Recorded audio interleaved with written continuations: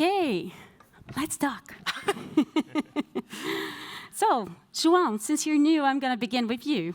What is it that makes rainforest so special for you? Like, why did you decide to work towards its conservation? Thank you, Nina. First of all, thank you very much, WCN, for this opportunity. I'm super glad to be here. Well, my history with Amazonia starts with a parrot. When I was 2 years old, my grandfather got a parrot from Amazonia. And since then, I felt in love with birds. And I went to Amazonia to work with birds, bird conservation. And then, as soon as I arrived, I realized the magnificence of Amazonia. It's perhaps one of the last big frontiers for the human knowledge. It's a place that you can find from a small invertebrate up to a new human group that never interacted with the world as we know. So it was fascinating for me, and I do not remember the person I was before the Amazonia. So I'm there for 20 years. I arrived there 20 years ago. That is so cool. Thank you. Thank you for sharing. Yes. Hello? Okay. All right. I guess for me, it's actually the elephants that brought me to the forest. So in Sabah, in central Sabah, one of the area where we work is the largest home for the Bornean elephants. We have about 1,000 elephants living in this area. And in this big forest complex, there is a primary forest called Danum Valley. So if anyone been there, it's one of the only primary forests in the world. And recently we did a survey, and we still found about 50, dipterocarp trees that can go up to 100 meter.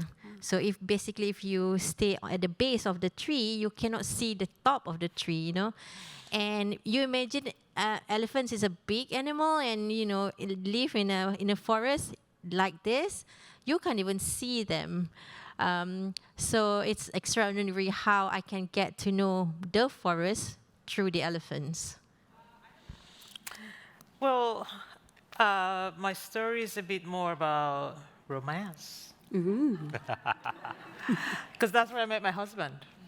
And that's what brought me to the forest. But actually, it's also about bats. Can you guess?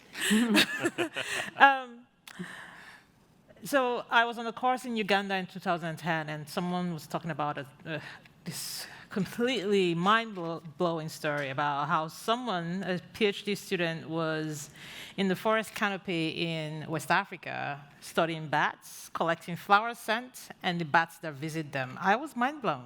That's the kind of stuff you see only on National Geographic. It's like, in West Africa? I didn't know that was possible. So that got me there. And so when I started my PhD, I obviously chose to work in a forest. And I went to Nigeria's montane forests on the border with Cameroon.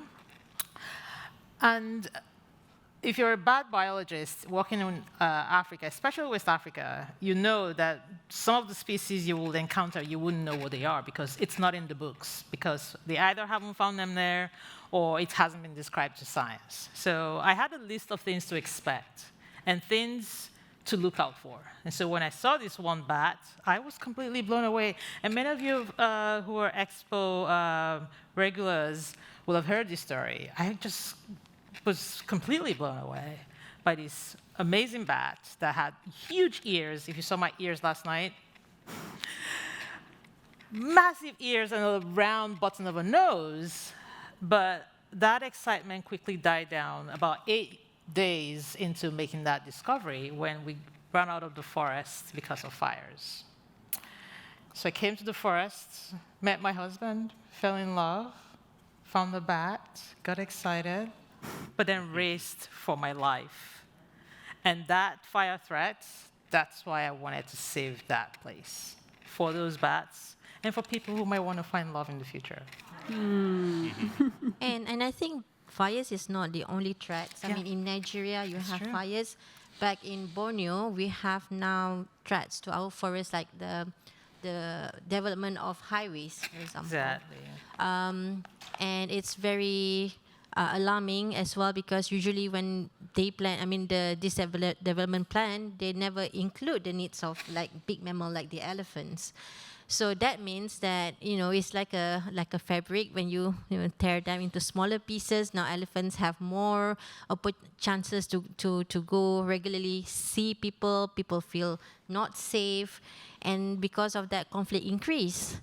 So it's a new threat that every time we have to face this, and it's never-ending battles for how can we make people understand the importance of the forest. And we always put band-aids, right? What you call them on the Band-aids. Band-aids. You never want to try to prevent the root causes of conflicts. So yeah, I guess, is that the same for you too, João? Yes, actually, in Amazonia, we have a long list of threats. Illegal gold mining, for example, deforestation. We have been losing like 6,000 soccer fields per hour in Amazon. So it's very concerning. And we also have a problem, which is the overexploitation of species that can lead to extinctions and also can compromise the food security of local communities. But within this threat, we have also a very positive and good news. In this, working with this threat, we were introduced to arapaima, this very big fish. And this is like our superstar, because we used to say that this is the fish of change. The arapaima is very important and was almost extinct over the last century.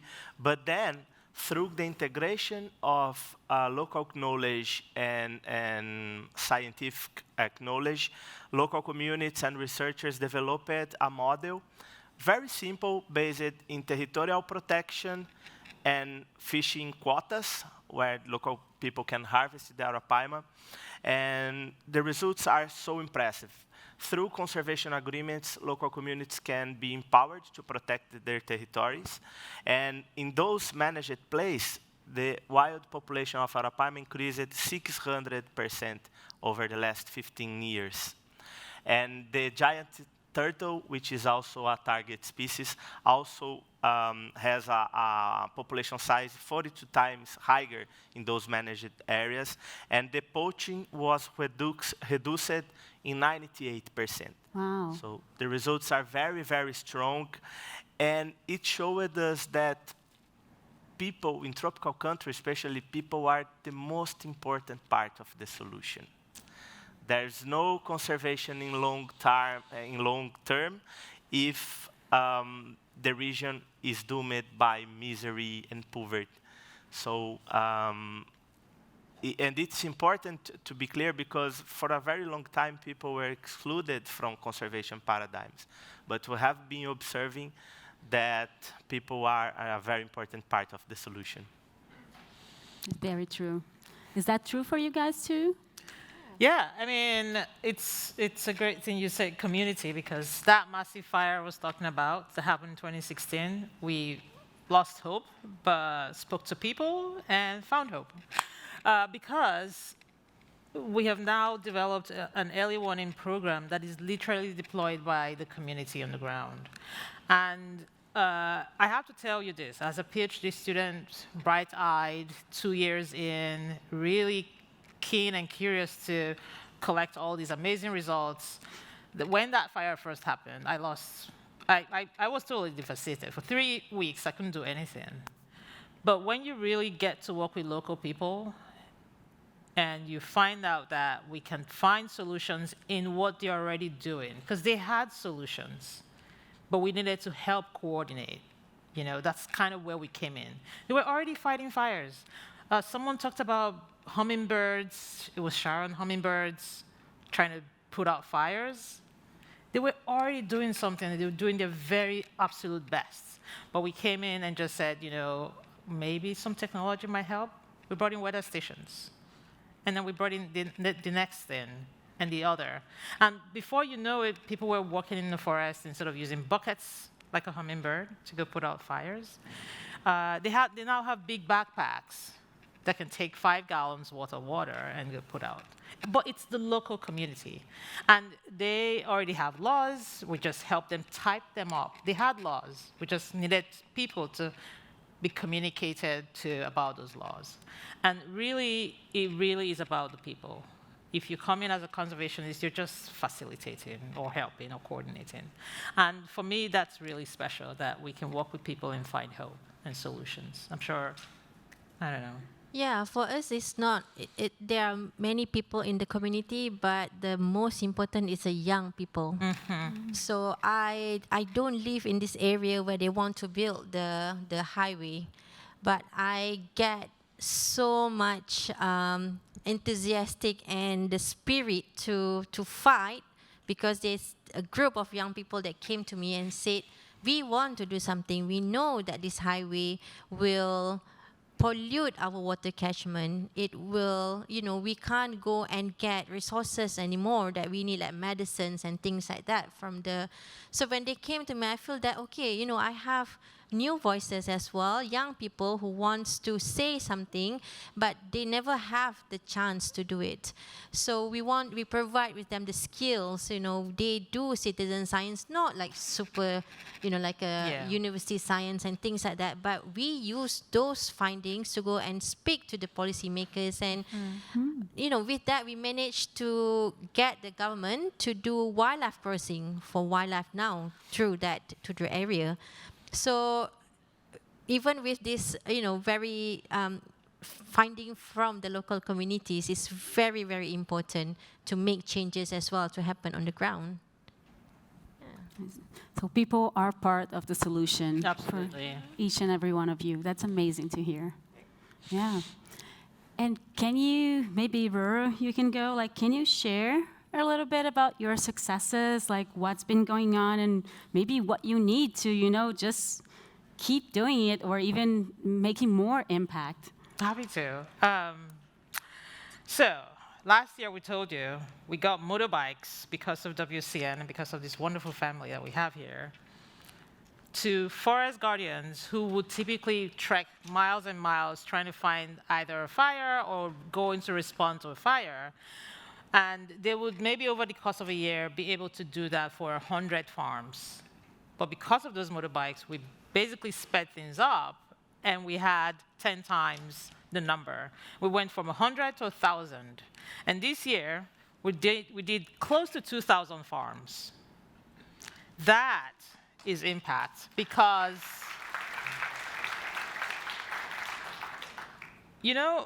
the real thing about the model that we're doing is we don't want fires in forests. End of story. Not a single event. Because the problem is, once that fire gets to the forest, you're handicapped. We're not like our fire. We haven't got planes. We only got buckets or bags. Yeah? If it climbs on that forest, it would go for weeks and weeks until the rains come. So rains are how we put out fires in Nigeria. But these local people have gotten support because of you, and that has expanded stuff. And in fact, we've now just broke ground for a fire command center at the base of the Afi Mountain Wildlife Sanctuary, and we're needing support for that. But it's not just about the fire command center. It's that there's all these other things that we're doing. We're even looking to scale up the program. And I am now part of a fellowship program that's helping to design that scale up. That's all going to need support, because in the end, you really want to reach that one person that makes a difference. You want to find that one person. Look, when I'm in the forest and in the communities and somebody walks up to me and says, "You saved our farms." I'm like, "What do you mean? I was trying to save the forest." "Oh, but they're like, we don't get fires on our farms anymore." I'm like, "Oh, but I wasn't even tracking that. I was just interested in the forest." But you see, in the end, it really comes down to the fact that as a community, they're pleased when there are no fires in the forest, but on a one-on-one level, they're interested in their livelihoods. And if you're getting cocoa in your chocolate, which you are, it's because there's a farmer in West Africa, in Nigeria, who doesn't have fires on their farms. And that is impact for me. Wow, thank you. Yeah. That really impacts my life as a chocoholic, so thank you. Chocoholic, there you go. Yeah. How about you, Farina? Yeah, so obviously it is, to be honest, it's not in our hands to stop, big. When it's come to money and conservation, do you think which one will have better chances to win, right? So we are now only working on the one stretch of this big Pan-Borneo highway, they call it. It will connect the whole Borneo. It will happen in other places as well. So we want to be able to be involved from the beginning. For where the stretch that we're working right now, we come actually quite late. But learning from the current experience, we want to do better for the other project. So again, like expanding, what we learn to another place with a new community, we need time. We need to give them all the skills and the resources they need. The skills so that they can speak their idea much clearer. I mean, this group of youth. And to be able to do that, we are hoping that right now, not only just mitigation, again, to put the Band-Aid, but to make sure that we can prevent before we have to cure. And I think that is very important. That is great. But I actually heard you had a great success in that one road, right? Yeah, so actually we managed to make them stop because it's a long stretch of road that will go through the forest reserve. And because of the findings from, again, citizen science, we managed to stop the project that goes through the forest reserve. And then they now will do alignment through the other one. So yeah, again, we want to learn this so that we can also make sure that this won't happen in other areas as well. That's impressive. amazing. Yeah. Congratulations.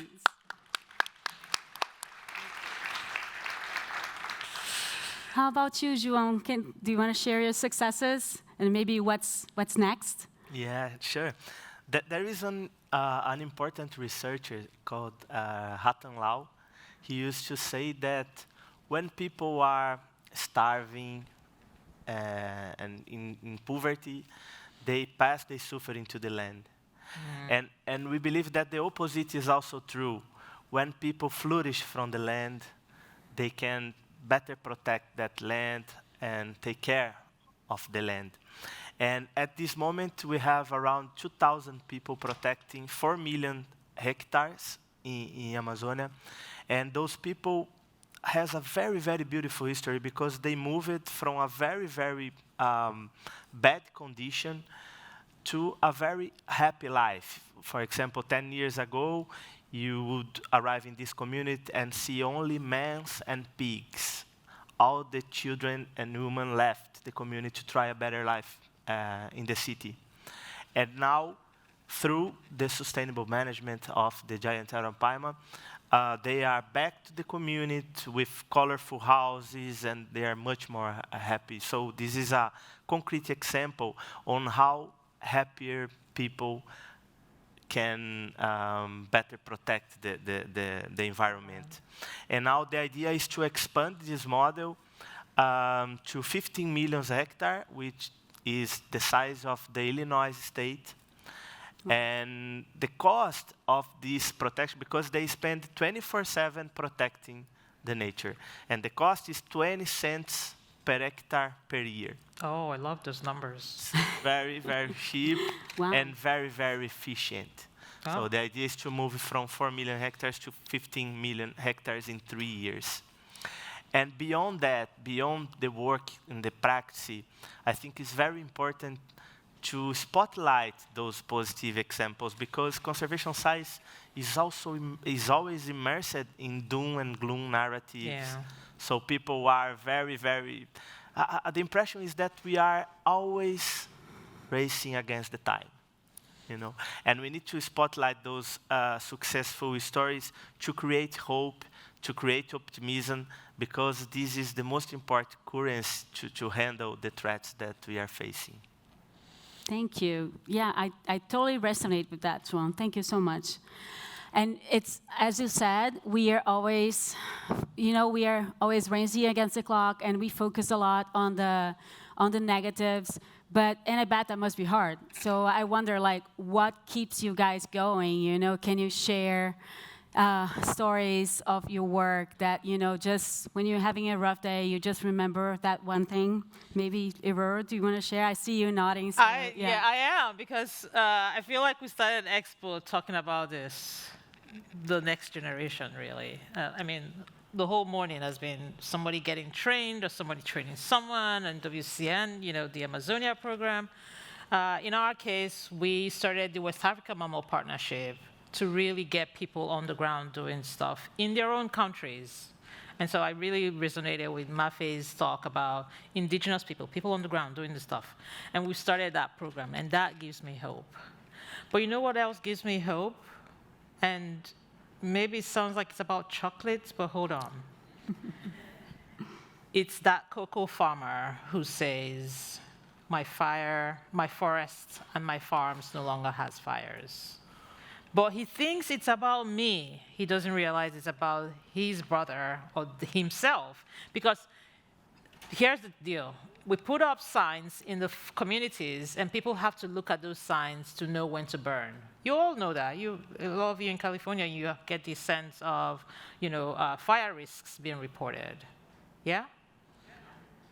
So it's that cocoa farmer on the ground responding to that instruction and that advisory, as well as the next person who then goes out to put out fires if they need to.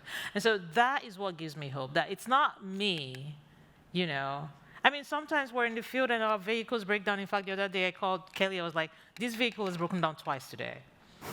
That's stressful. And that can stop me sometimes. But I'm now really excited that I am no longer the one running up and down, trying to put out the fire. It is people on the ground doing it. And that's what gives me hope, just straight up. The next generation and the people on the ground putting out their own fires. Thank you.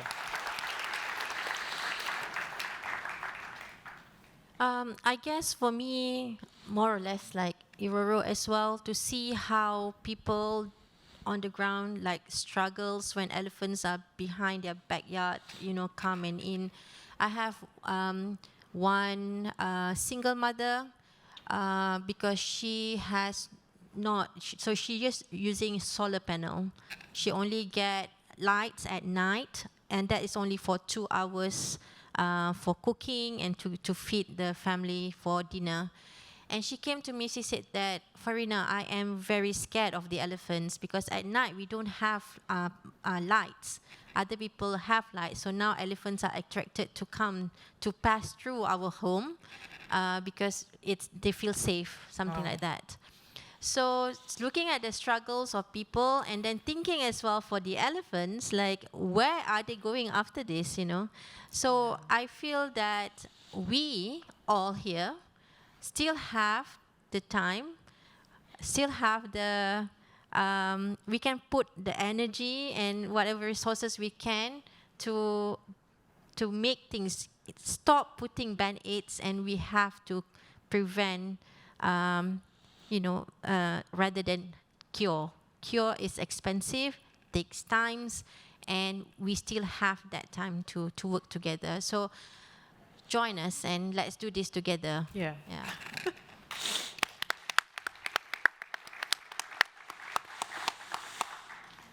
It was lovely talking to you. You guys are so inspiring. Thank you so much for sharing.